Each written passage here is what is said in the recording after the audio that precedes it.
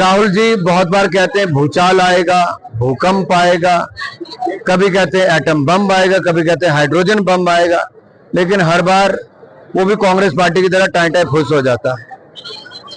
जैसे वो चुनाव हार जाते हैं वैसे इनके धमाके भी विफल हो जाते हैं, खुश हो जाते हैं। सवाल ये खड़ा होता है कि संवैधानिक संस्थाओं पर आखिरकार क्यों बार बार छींटे उछालने का काम, आरोप लगाने का काम कांग्रेस पार्टी करती है, जबकि कांग्रेस 60 साल देश में राज किया। और अब जब उपराष्ट्रपति का चुनाव हुआ वहां पे भी अगर 15 सांसदों के वोट खारिज हुए, 15 ने इनके हिसाब से क्रॉस वोटिंग की, तो मुझे लगता है इंडी गठबंधन जो अब गिनी चुनी पार्टियों का रह गया है, उनको अपने अंदर झांकना चाहिए कि लोग अंतरात्मा की सुनकर भी भाजपा के समर्थित और एनडीए समर्थित उम्मीदवार को ही देते हैं। इससे पता चलता है कि इनकी अपनी पार्टी के अंदर भी सब कुछ ठीक नहीं है। जैसे धारा 370-35 से के समापन से जम्मू कश्मीर में शांति भी आई, संपन्नता भी आई, वहां पे पर्यटन को बढ़ावा भी मिला है।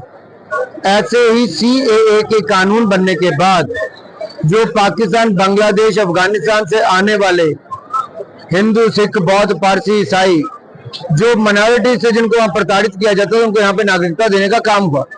वक्फ बोर्ड भी ऐसे एक बड़ा कानून हमने बनाया है जहां वक्फ की संपत्तियों का लाभ मुस्लिम समुदाय के भाई और बहनों को ही मिल पाएगा। उनसे जो कमाई होगी उससे मुस्लिम भाई और बहनों के जीवन में सुधार होगा। आज केवल 200-300 लोग हैं जो लाखों करोड़ रुपए की भूमि पर एक तरह से अपना हक जमा के अपनी बपौती बनाए हुए हैं।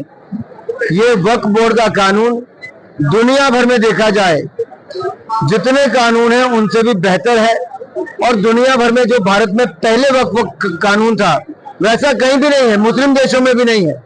इस पे व्यापक चर्चा सदन में हुई, लोकसभा, राज्यसभा में, उसके बाद इसको कानून बनाने का काम भाजपा की सरकार, एनडीए की सरकार ने किया है। जिला हमीरपुर में हमारा प्रयास है कि जितनी छिंज कमेटियां हैं वो सब इकट्ठे मिलकर अकेडमीज की शुरुआत करें। बहुत शानदार वो छिंज का आयोजन करवाते हैं। प्रतिवर्ष सैकड़ों खिलाड़ी प्रदेश और प्रदेश के बाहर से इसमें भाग लेते हैं। लाखों रुपए इसमें इनाम के रूप में, माली के रूप में दिया जाता है। करोड़ों रुपए इसके आयोजन में लगते हैं, लेकिन उसके बावजूद हिमाचल के कुश्ती में उच्च स्तरीय खिलाड़ी आगे नहीं आ पाए।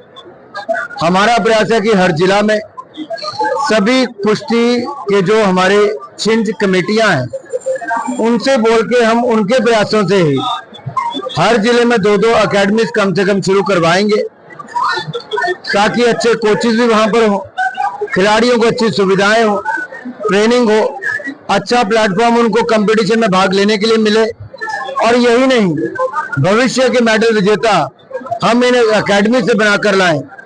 केवल छिंजों के आयोजन तक ही हम सीमित ना रहे, बल्कि मेडल विजेता खिलाड़ियों को ट्रेनिंग का काम भी हम इन छिंज कमेटियों के माध्यम से, अकेडमीज के माध्यम से करें। कि अधिकारियों से बातचीत हमने भी की है, उनकी भी हुई है। बारिशों के कारण कुछ रुकावट भी है और कुछ कमियां कंपनी के कामकाज में भी है, और उन कमियों को देखते हुए हमने उनसे कहा कि चाहे बारिश के कारण हो या आपकी कमियों के कारण हो, अब 8-10 दिन में जब मौसम में सुधार होता है तो अगले 3 महीने में फेज 1 को पूरा करें और फेज 2 को और 3 में भी काम में गति लाएं। डिपार्टमेंट के लोगों से और कंपनी के अधिकारियों से बातचीत की है। जो बारिश के कारण कामकाज में रुकावट आ रही है, अब प्रयास है जो 8-10 दिन में बारिश थोड़ी कम होती है तब तक एक तो सड़क को इस लायक बनाया जाए कि उसमें यातायात को कोई दिक्कत ना हो, आवागमन में कोई दिक्कत ना हो, और दूसरा 3 महीने के अंदर फेज 1 को पूरा करके दें और पारचू के पुल को भी 31 जनवरी तक को पूरा करके दें।